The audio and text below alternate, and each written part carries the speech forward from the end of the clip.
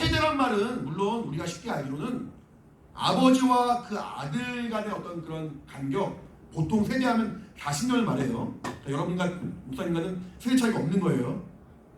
할렐루야? 목사님 한 55세 되면 세대 차이가 느껴지는 거야. 원래대로 하면은. 근데 요즘에 이제 워낙에 빠르게 바뀌니까 목사님과 여러분과는 아마 조금 차이가 나는 것 같아요. 아닌가? 아니라고 말해줘야지. 어쨌든 세대를 보면 원래는 이렇게 나이 차를 말하는 건데 성경에서 말하는 세대는 뭐냐면은 대체로 물론 우리가 말하는 그 제네레이션 그런 세대를 말하기도 하지만 세상의 어떤 풍습을 말해요. 세상의 어떤 그런 문화를 말해요. 세상의 어떤 흘러가는 어떤 그런 트렌드 그런 걸 말해요. 우리 트렌드에 민감하죠? 내가 모르는 뭐가 나왔어? 내가 모르는 어떤 브랜드가 나왔어? 내가 모르는 표현이 있어? 민감하죠? 그거 모르면은 아싸 될까봐 인싸돼야 되는데 핵 인싸돼야 되는데 여러분 목사님 많이 알죠? 나름 이렇게 공부합니다. 여러분과 소통하려고 해서 나름 친구들과 소통하기 위해서 이런 것들이 민감한데 사실은 이 모든 것들이 세상으로 말미암은 것인지라 세상은 혼돈하고 공허하고 흑암이 깊은 중에 있는 하나님과 무관한 곳이기 때문에 이런 것들로 내게 위로해 줄 수 없다는 거예요. 친구들과 대화는 하실지 몰라도 내게 이것이 생명이 되지 못한다는 거예요. 그 세계 중에서 세상 중에서도 말씀을 듣는 사람이 하나님의 말씀을 듣는 사람이 생명을 얻는 것인데 아까 말했죠. 하나님이 아들 예수 그리스도의 보내심으로 벌써 2000년 지났는데 여전히 세상은 하나님의 그 말씀 하나님의 은혜 생명을 멀리하고 있다는 거예요. 여전히 자기의 어떤 바쁜 삶에만 집중하고 있다는 거죠. 하지만 그런 삶으로는 그런 세상의 삶으로는 우리가 육신을 입고 있으니까 필요합니다. 공부도 해야 되고 돈도 벌어야 되고 직장과 결혼과 여러 가지 세상에 살아가는 모든 필요한 부분들을 또 취해야 합니다. 하지만 그것이 근본적으로 내게 해결책을 줄 수는 없으니까 그러한 가운데서도 결국에는 내 귀를 하나님의 말씀 앞에 정말 집중하여서 주의 말씀을 듣고 그 말씀이 내 영혼에 이루어지는 그러므로 하나님이 보시기에 좋았더라 그 약속의 말씀이 이루어져야 되는데 세대는 그렇지 않다는 거죠. 세상은 그렇지 않다는 거죠. 자신의 바쁜 것만 따라간다는 거죠. 성경을 말하는 거예요. 경고하는 거예요. 너희 이 세상을 본받지 말라.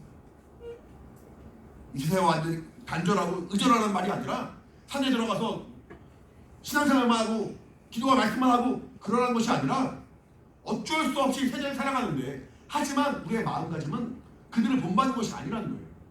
오히려 그들이 우리를 본받아야 하는 것이. 우리 안에 예수 그리스도의 생명이 들어왔으면은 이제 내가 예수와 함께 연합한 사람이 된 겁니다. 하나님 아버지라고 부르는 사람이 된 겁니다. 하나님 보시기에 심히 좋았더라 라고 말할 만한 사람이 된 겁니다. 그러면은 하나님이 보시기에 좋았을 때 세상 사람들이 볼 때는 어떻게 하냐는 거예요. 사실은 만물의 주인은 하나님이신데 그들이 우리로 하여금 교회를 통하여 하나님을 바라보고 교회를 통해 예수를 바라보고 우리를 본받고 우리를 닮아가는 사람이 되어야 되는 것이지 여러분이 세대를 본받고 세대를 따라가는 사람이 되어서는 안 된다는 거예요. 우리 성경 본문 다시 로마서 12장 2절 같이 시작. 너희는 이 세대를 본받지 말고 오직 마음을 새롭게 함으로 변화를 받아 하나님의 선하시고 기뻐하시고 온전하신 뜻이 무엇인지 분별하도록 하라. 다시 한번 여러분 아직 못 찾는 것 같은데 로마서 12장 2절 로마서 12장 2절 띄워줄래요? 잠깐 나와요? 로마서 12장 2절 같이 시작. 너희는 이 세대를 본받지 말고 오직 마음을 새롭게 함으로 변화를 받아 하나님의 선하시고 기뻐하시고 온전하신 뜻이 무엇인지 분별하도록 하라. 하나님이 무엇을 좋아하시는지 무엇을 원하시는지 분별하라는 거예요. 여러분 하나님이 뭘 좋아하는지 알아. 너무 정확하게 알아. 그럼 여러분은 어떻게 하겠어요? 일부러 그 하나님의 뜻과 멀어진 삶을 살까? 그렇지 않겠죠. 하나님이 이것을 기뻐하신다면은 아마 평상시에 이렇게 살지 못한 내 모습을 회개하면서 어쨌든 주의 말씀에 순종하려고 우리가 뭔가 삶을 바꿀 겁니다. 우리의 삶이 조금씩 바뀔 거예요. 목사님이 한 2주간 중등부 예배 못 왔고 고등부 예배 갔으니까 3주 만에 왔는데 그 전에 목사님이 설교했던 게 뭐냐면은 첫 번째는 하나님 영이시니, 두 번째는 신령과 진정으로. 기억나요 여러분? 예배를 정말 성공해야 한다 말했죠. 예배는 이 시간이 예배지만 이 시간만 예배가 아니라 우리 12장 1절 같이 읽겠습니다. 시작. 그러므로 형제들아 내가 하나님의 모든 자비하심으로 너희를 권하노니 너희 몸을 하나님 기뻐하시는 거룩한 산 제사로 드리라. 이는 너희의 드릴 영적 예배니라. 우리 몸을 하나님 앞에 드릴 거룩한 산 제사로 드리라는 거예요. 무슨 말이죠? 너무 어려워요. 예수님이 우리의 죄를 사하기 위해서 거룩한 제사에 제물이 되어 주셨는데 피를 흘려 주셨습니다. 이 중에 헌혈해 본 적 있는 사람? 헌혈? 목사님이 헌혈을 예전에 많이 했어요. 그래서 이제 헌혈 회원도 돼가지고 헌혈협회 회원도 돼가지고 열심히 했다가 회원 되자마자 그 다음 헌혈할 때 목사님 저혈압으로 쓰러져가지고 몇십 년째 지금 10년 넘게 지금 헌혈을 못하고 있는데 헌혈하면 대충 한 400cc 정도 뽑죠. 몸무게에 따라 320, 어떤 사람 400, 어떤 사람 좀 더 많이 대충 한 400cc, 400ml를 뽑는데 내가 헌혈을 해도 사실 삶에 별로 지장이 없어요. 별로 지장이 없고 조금 어지럽거나 조금 이렇게 뭐 피곤한 그 정도. 그래서 이제 헌혈하러 가면은 먹을 거 이렇게 주고 막 그러죠. 돈 없고 배고프고 막 그럼 헌혈하면 돼요.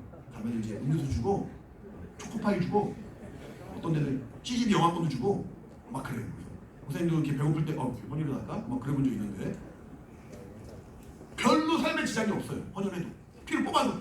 근데 예수님은 헌혈하듯이 조금 피를 뽑은 것이 아니라 자신의 온 몸에 물과 피를 다 쏘았어요.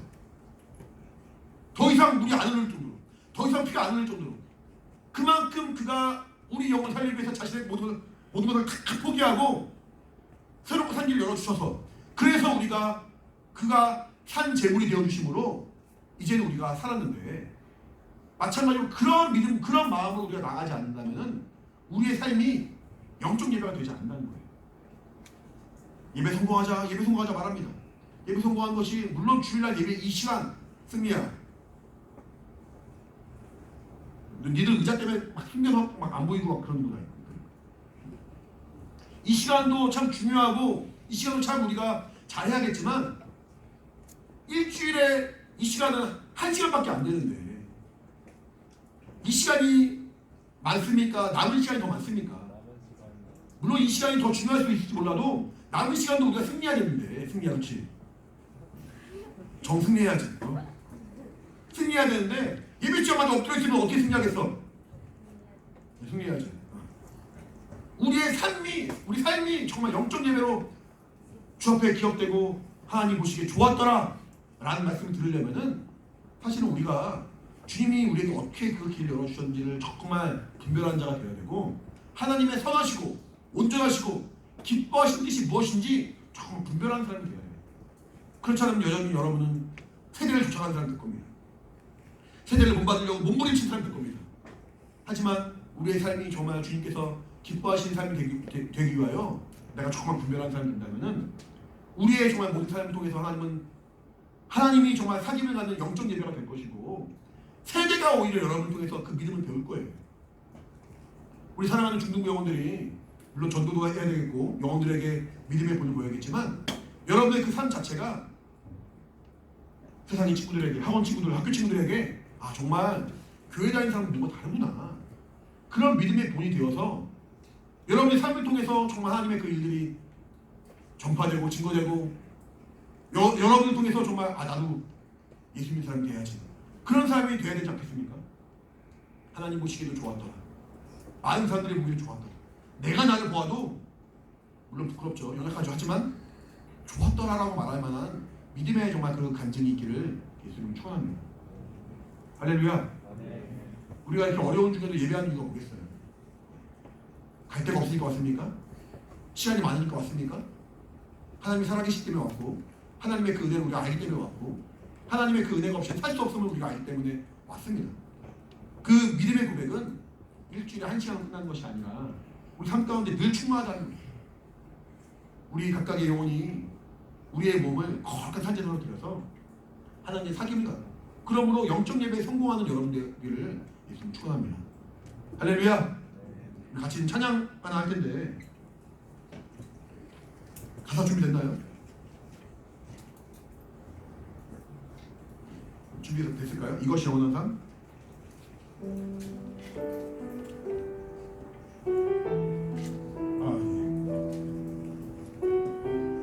같이 찬양하면서 믿음으로 고백하겠습니다.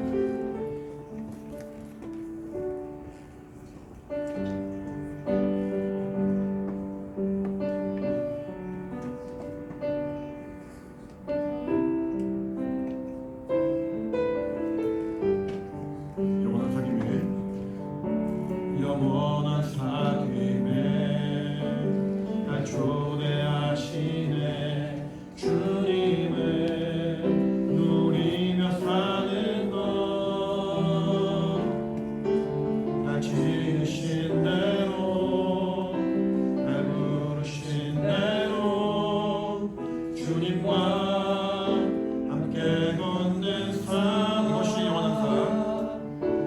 이것이 영원한 삶, 이것이 영원한 삶, 참 하나님과 그 아들 안의 삶. 이것이 영원한 삶, 이것이 영원한 삶. 내가 주 안에, 주는 내 안에 거하는 삶. 영원한 사귐에 날 초대하시네. 주님을 누리며 사는 것, 날 지으신 대로, 날 부르신 대로 주님과 함께 걷는. 처음부터 다시 한번 영원한 사귐이 날 초대하시네. 영원한 사귐에 날 초대하시네.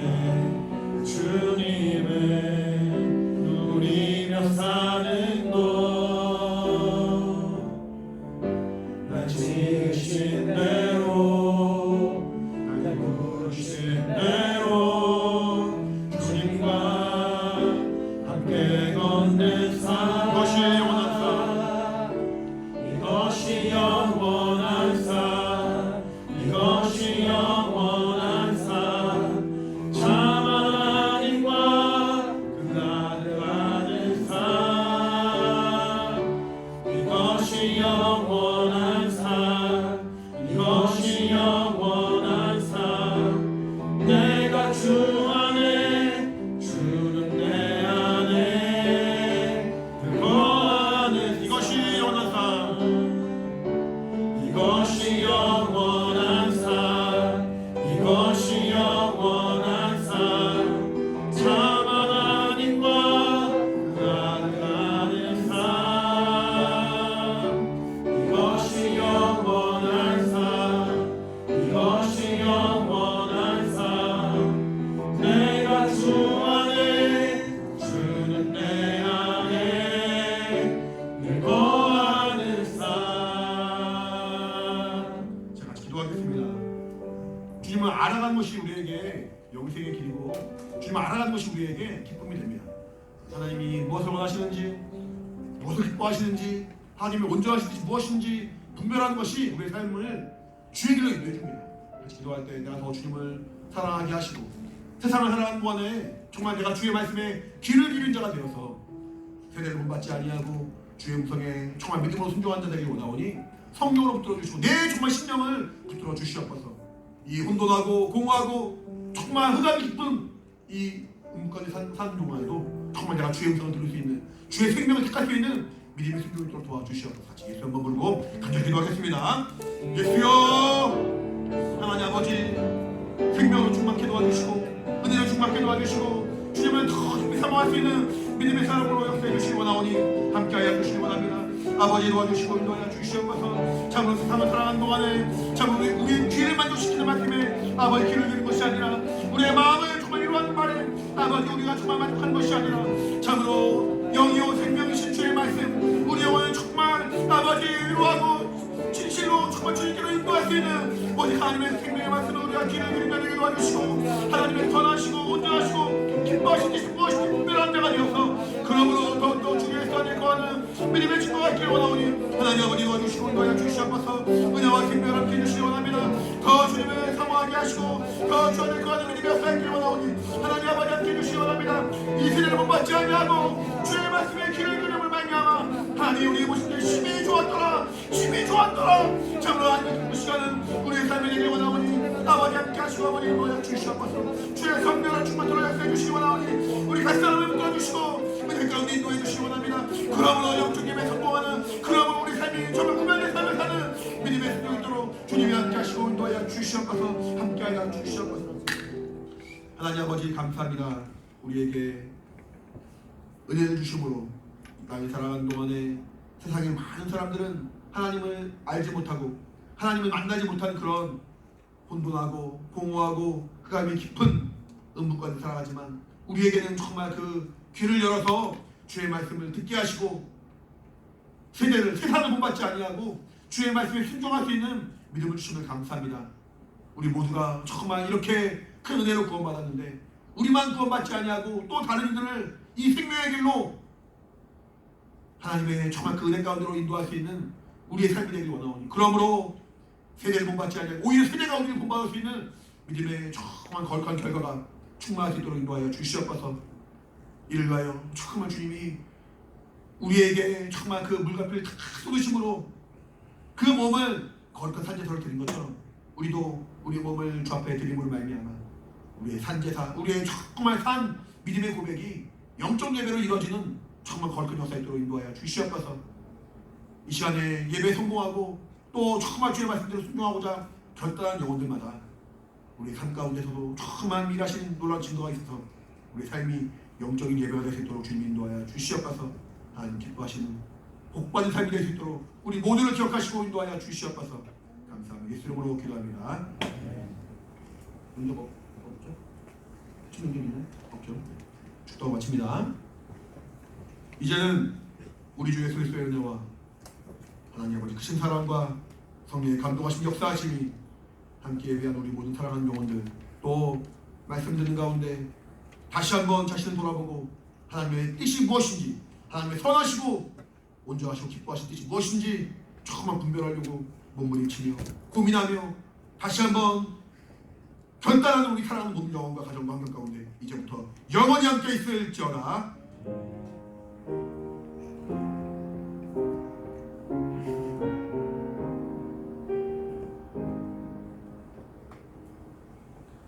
감사의 박수와 마치겠습니다. 감사합니다.